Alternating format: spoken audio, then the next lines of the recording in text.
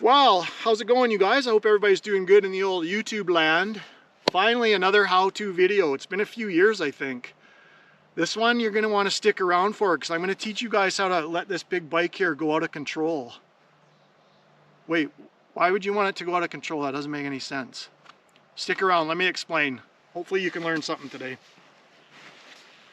So yeah, like I was saying, you guys, we got the big adventure bike here today. Welcome to episode 17 in my riding lesson series. Got a lot of videos in there and they're doing pretty good. You guys should go back and check some if you haven't. But today we're going to talk about how to skid on your adventure bike, dual sport, any motorcycle, or why would you want to skid?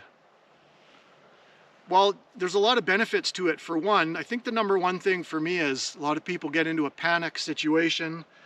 They lock up the rear brakes, and it's just like an automobile. When you're in a panic, that's when things get a little out of control, and for some people it's scary. But hopefully I can teach you guys some of the benefits to being okay with the rear end sliding like that. You know, a lot of racers, they'll hit the rear brake and lock it up completely to get around a tree or around a tight corner, or, you know, you can ease the brake just to help it slide, you know, like I think motard guys do that. I don't know, I don't ride motard, but I think, you know, just to get the rear end sliding is essentially you're making it go out of control. So I'm on a nice abandoned logging road here, so I would suggest a nice level ground, grassy, wet grass, more PSI in the tire. I'm at 40 PSI or 35. Normally I'm at 18 to 20 on the big bikes, but I got more PSI today, so it rides higher on the middle of the tire. I would suggest starting small, a couple feet, lock it up, you know, maybe 5 feet, see what that feels like. Get some momentum, pull the clutch in quick, hit the rear brake, and then slowly increase that. You know, go start at 5 feet or a couple feet, whatever you feel comfortable with. You know, increase it to 10 feet or 20 feet. And I'd really try and find some grassy, nice, you know, damp ground. It really slides easy, so it's really easy to advance fast on that, in that kind of situation. So yeah, and then slowly start increasing, and then when you guys get confident with your skidding, then you can maybe let the bike come around a little bit. You know, be mindful that the rear end's going to follow the grade. You know, if you're on a hill, it's going to slide down, but once you get comfortable with it, you can actually maneuver the slide. You know, you can put it into a turn, like skid turn video. I did a few videos ago, I did a skid turn video, very useful. I do that all the time on all my bikes, even the big ones. Lock it up, let it come around, about halfway around, you let the clutch out and get hard on the gas, and it comes right around. That's a pretty advanced technique, but learning to skid is before that. So I want you guys to be comfortable with feeling what the bike's doing when it's sliding. Very much like automobiles, you know, that's how I showed my daughter. I let her go in a big parking lot with a little bit of snow, let her do some donuts in my Tacoma, and she was good with it. She passed her driver's test here a couple months ago. Not even one demerit on it. She did really good. So it's the same idea, just, you know, being out of control can be a good thing. If you're in control of being out of control, then you're way ahead of the game. So let's do a couple little demonstrations and I'll show you guys what I mean here. But just to cover again, quickly, clutch it, a little bit of momentum, clutch in, brake hard, just till you feel it, let it off, do it again, slowly increase, and then you'll eventually be able to skid for a long ways and you can actually maneuver it. So let's do a couple here, I'll show you what I mean. So yeah, here's my runway, you guys. Like I said, it's an old abandoned logging road that's been here for years.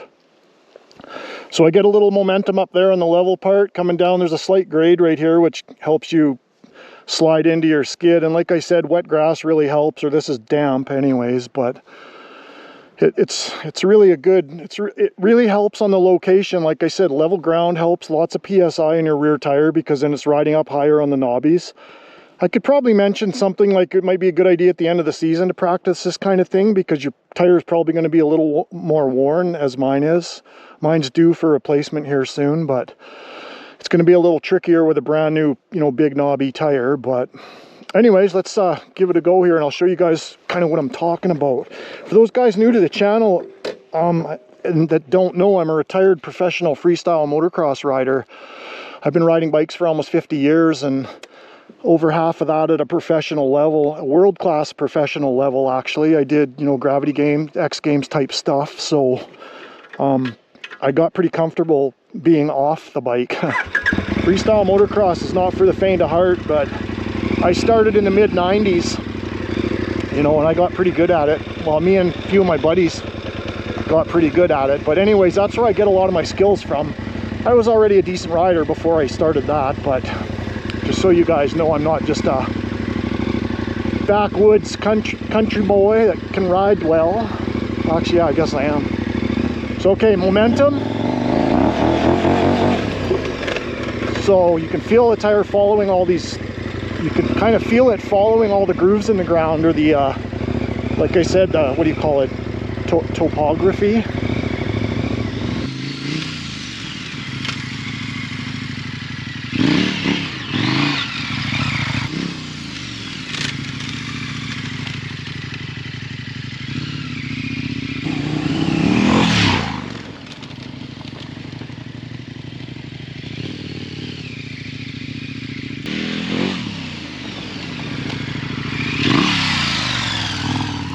Definitely going to be, I chose this on purpose just so you guys could see the, you know, that really makes the bike go out of control, all the divots.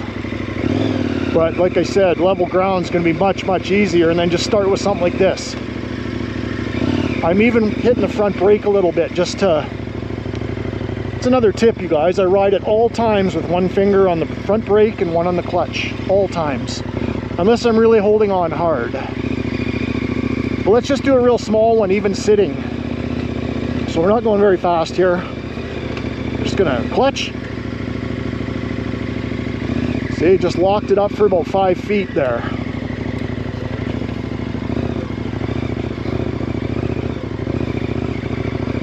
So we'll get a little more momentum going up the hill. You can even kind of, once you get good at it, you can put a bit of a turn into it. And that's how you initiate those skid turns, like.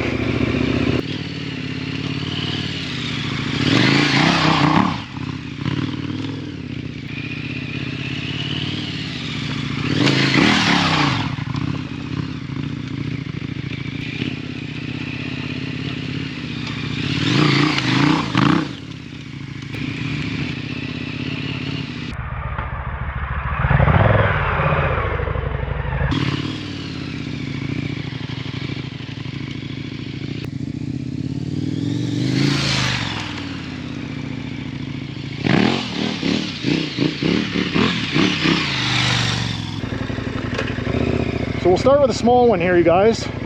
Very slow, clutch in, hard rear brake. So you can just kind of increase it from there until you guys feel comfortable with it. When it really feels out of control is when you're doing the longer ones. Well, let's try a bit longer one here. And I'm on quite uneven ground, which actually adds to the learning factor, because the rear end really wants to follow all the divots.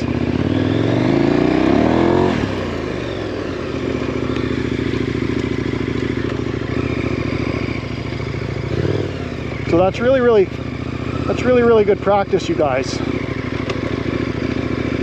I appreciate making these videos for you guys because it kind of makes me relearn things I kind of forget, I guess you could say, or stuff I should be practicing too. But once you get to be a decent rider, you tend to not practice anything, you just tend to ride. If you find the right level ground too, once you get good at the skids, you can put it into a, you know, like I said, a bit of a skid turn.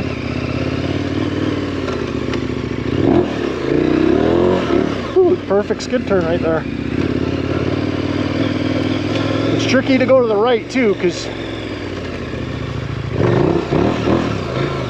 ooh, another good one. Wow, I didn't even film those. Anyways, I hope that really helps you guys out. That's probably going to do it for me. You can only talk about skidding for so long, but if you guys have any ideas, you know, any ideas for lessons, or there's something you'd really like to tackle, drop it in the comments below, and make sure you guys go check out my other videos, because they did quite well. Some of those got a lot of views, those videos, and I think they go back to 2016 or 17 whenever I started them. But if you watch every single one in order, you're gonna come out of it learning something, I hope, or I would think you would. There's a lot of information in there. Anyways, you guys, I appreciate it. Like I said, drop comments, thumbs up. More videos coming in the future. I will see you guys on the next video. Let's go skid. My 2 best skid turns and I didn't film them. That's awesome.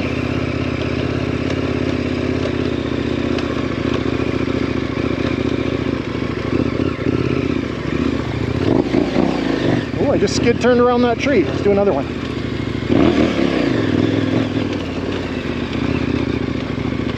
That was a good one.